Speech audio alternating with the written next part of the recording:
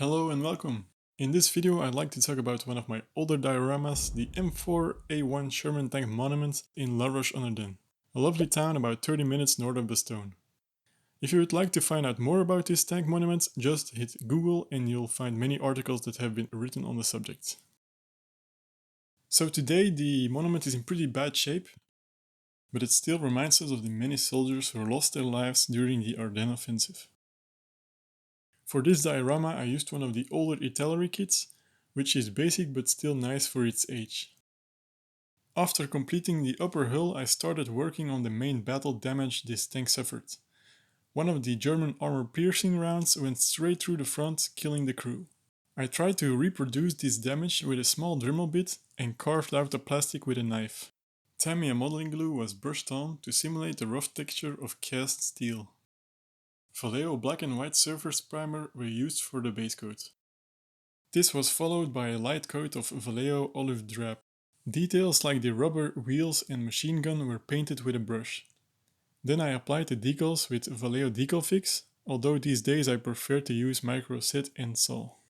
The kit comes with very stiff T51 rubber band tracks that I primed with Vallejo surface primer. Some rust stones were added to the end connectors as the tank stays in place. I've built this model out of the box, but if I would make this again, I would probably buy some T48 aftermarket tracks with a chevron pattern. Next, I started working on the stone platform on which the tank is presented. I made a formwork from balsa wood and glued this down on a sheet of paper. Some wall gypsum was mixed in a bucket. The gypsum was added to the formwork and smoothed out with a trowel. Once hardened up, the balsa wood was removed and the piece was left to dry properly. I analyzed some images of the platform and tried to copy the flagstone pattern onto the piece with a pencil. Next, I scraped out these lines with a tool for sculpting clay. The top surface was improvised and carved out too. This process took quite a while. Each stone was then colored in with a brush. I used a very watered down acrylic paint for this. Some different colors were then mixed to make the platform look more interesting. The paint in this stage was heavily diluted, like a wash. In front of the platform, an engraved plaque honors the men of the 2nd and 3rd US Armored Divisions. I recreated this plaque with plastic card and filled the inside with a print on paper. The division logo colors were added with paint. Then the plaque was added to the platform and a final grey wash was added to blend the stones together. Next I used a piece of 18mm MDF for the base plate. The oval form was cut out with a jigsaw and the edge was shaped with a router bit. To simulate the asphalt, a sheet of 180 grit sandpaper was used. The sheet was not large enough to cover the entire base, so I had to add a small piece to fix this. Then I used wood glue and a flat brush to glue the sandpaper onto the MDF. Next I brushed on a primer and sprayed the final black coat with a spray can. Tamiya masking tape was used to preserve the edge of the base, while cheap painter's tape was used to cover up the rest of the surface. A grey color was added with the airbrush, and then I added some detail by dry brushing the surface. Next I added some construction glue and the platform was glued onto the base.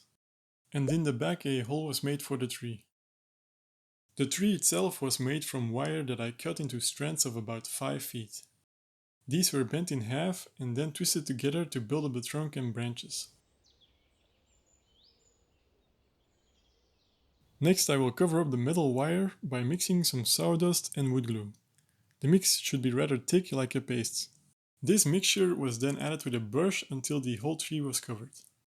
When the first coat was cured, I added a second layer, and I kept adding new layers until I was happy with the thickness of the trunk. I sprayed some glue and dropped 12mm grass fibers onto the branches to build up the crown. The tree was painted brown with a spray can, and then the bottom was cut off with a grinding disc. You can clearly see how many layers were added to the metal wire to thicken the trunk. Next, I used different types of cheap eBay flocking material to finish the crown of the tree. Back on the tank, the stiff rubber track lifted up the whole vehicle. So in order to fix this, I added some modeling glue behind the suspension and gently clamped the tank onto a flat surface overnight. The name Amboy was added to the hull with a small brush. And then finally, everything was put together to finish up the diorama.